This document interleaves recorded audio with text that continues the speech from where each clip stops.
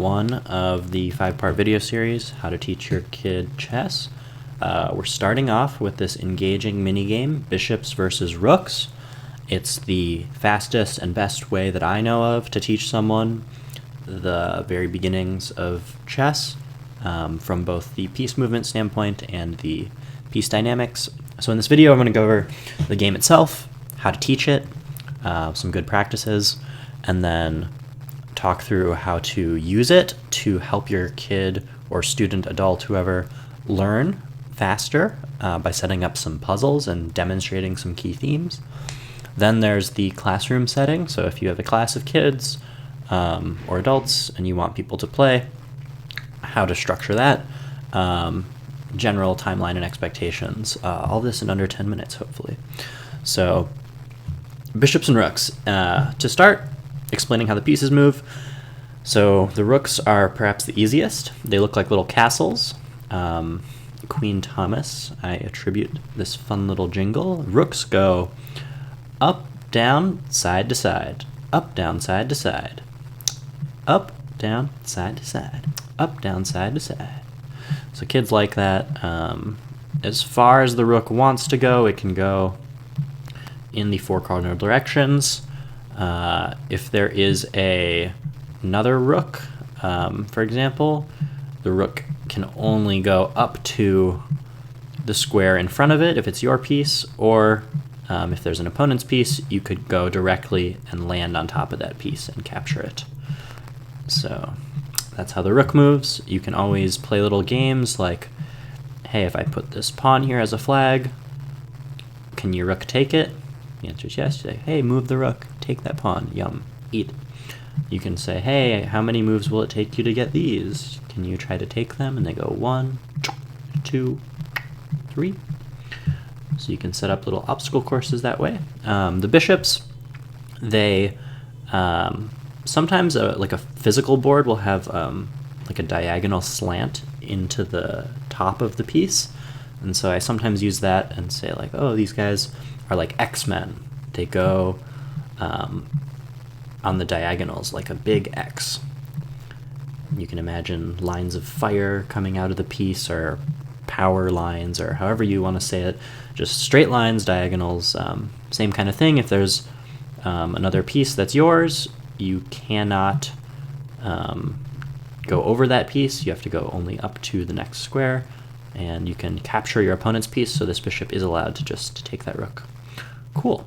So chess is a turn-based game. You go move by move, and to start, white always starts. You can flip this, I guess for, I don't know, racial reasons or something, if you care about that, but I think it's just easiest to go with the convention of white starts.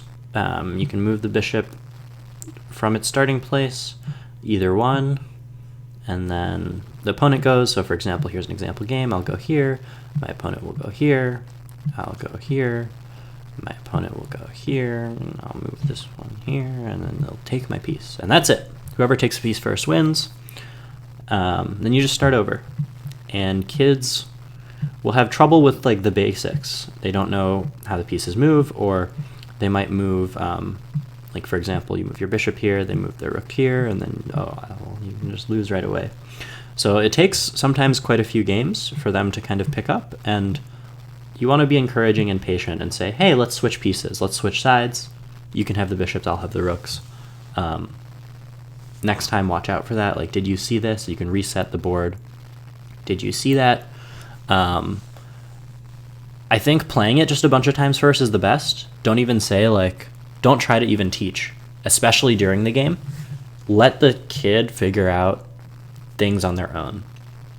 This game, if they have a question about how the pieces move, clarify it, but just don't even give them hints.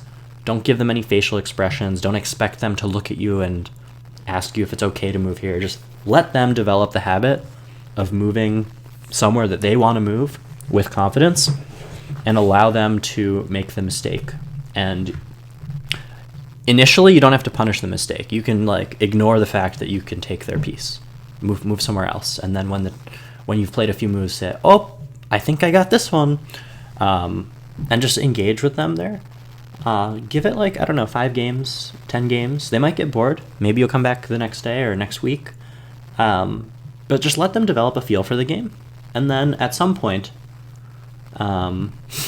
you can start showing tricks and like motifs. So, for example, why doesn't black go first in this position? If black goes first, they will always win. How do they win?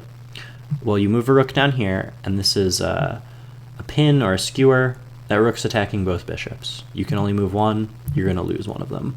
So even if you go here, and this is another motif, the fork, so this bishop would attack both rooks at once. If it was white's turn, they would obviously take one.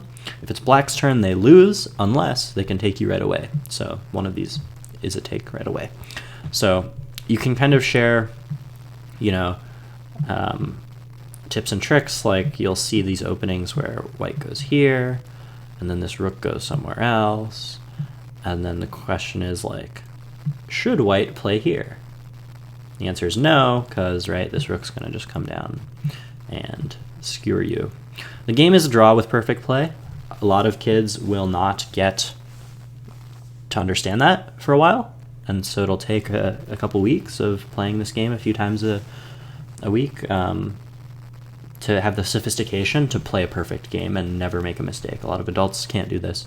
Just keep at it, be patient, and it's fun. I mean, once kids feel a little mastery and feel themselves getting better, and they see, oh no, I missed that, especially if they play against another child who's learning the game as well, or just an opponent of like similar skill level, they can like it a lot. And so when I told my students, hey, we're gonna move on for a new game from bishops and rooks, they're like, no, we want to play bishops and rooks.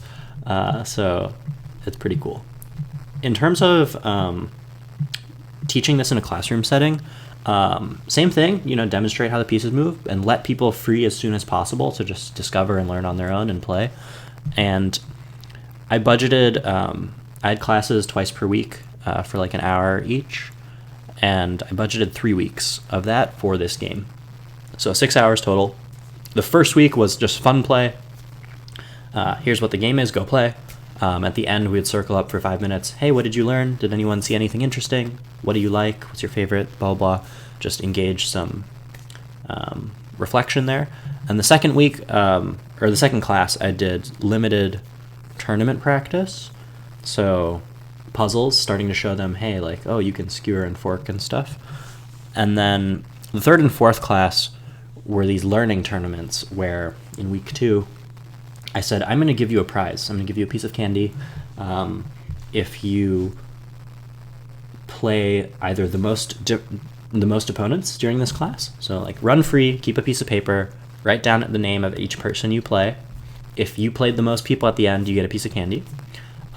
If you have the best sportsmanship, and I observe and I decide, you know, one of you is going to be the best, you shake hands before every game.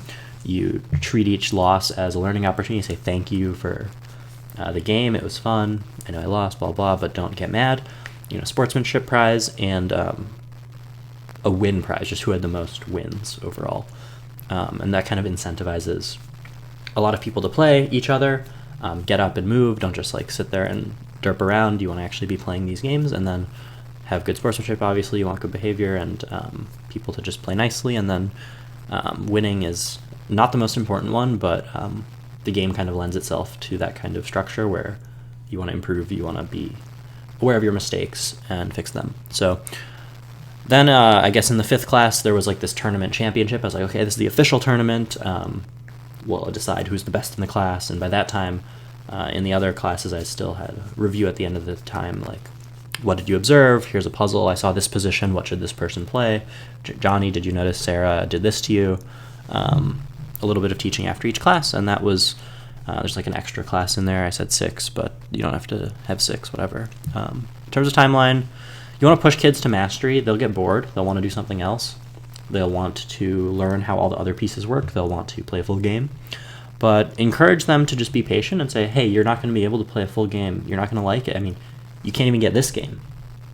And just try to like stick with this until they can kind of play pretty well. And you don't have to do that, obviously. That's just my preference, is one thing at a time, especially in a class of like large amounts of students. Yeah, it's kind of tempting to mix and match the different games, but that's video 1. Now we'll move to video 2 with a Night Battleship.